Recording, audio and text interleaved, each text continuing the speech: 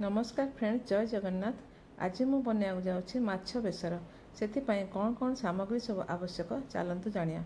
प्रथम आम 700 ग्राम माछ को नहीं भल भाव में धोई नेबा एवं से किसी लुण हलदी गोलाईदेवा।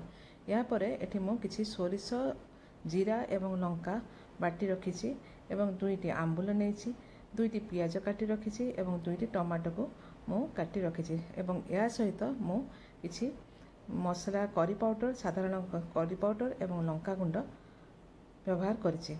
चलतु आमे बर्तमान माछ को भल रूपे भाजी नेबा। देखंतु मो माछ गुडी को एपरि भाव में 2-3टी करी ताकू भाजिया को नहीं गली। देखंतु माछटी मोर बर्तमान संपूर्ण रूपे भाजी होइछि। माछटी को एपरि भाव में लाली हेबा पर्यंत भल करी ताकू भाजिबे। एपरि भाव में भाजिया परे माछ गुडी को गोटी गोटी करी आमे तेलरू बाहर करदेवा।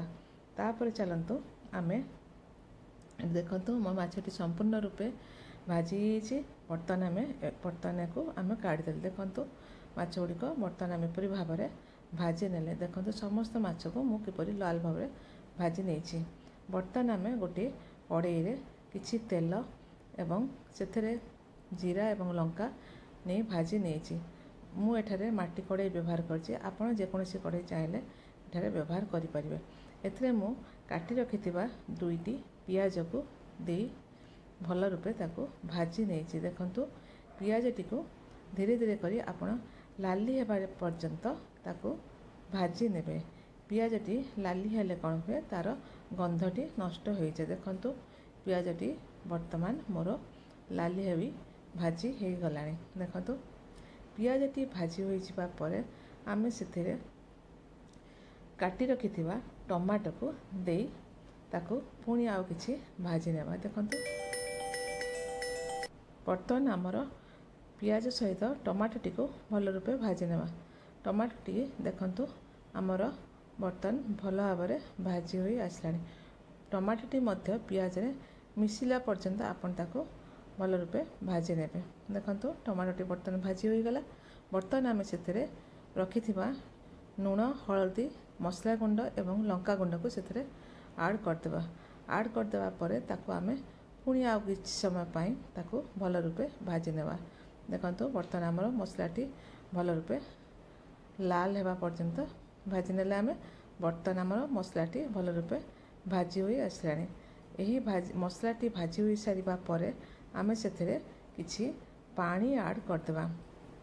कारण मसलाटी न सीझा पर्यंत आप पानी देवे ना। बर्तमान आम मसलाटी सीझी आम से पानी ऐड करदे। पानी ऐड करने पर आम जो सोरिष मसलाटी को बाटी रखी ताकू बर्तमान आम यही मसला आम को देदेवा। देखंतु बर्तमान आमर बटा मसलाटी आम ऐड करदे।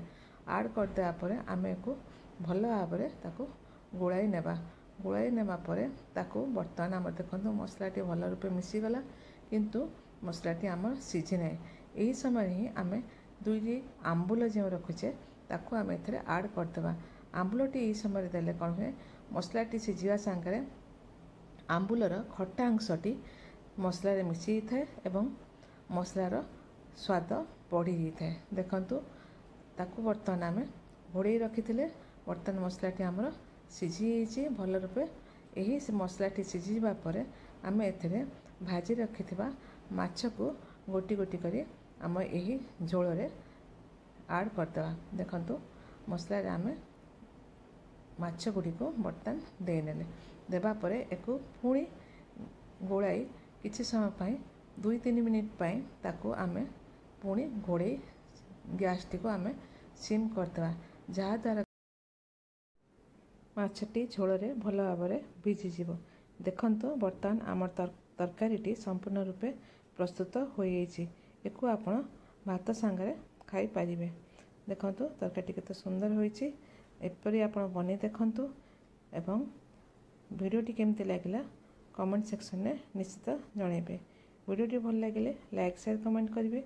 पुणी गोटे नुआ वीडियो देखा हबो। जय जगन्नाथ।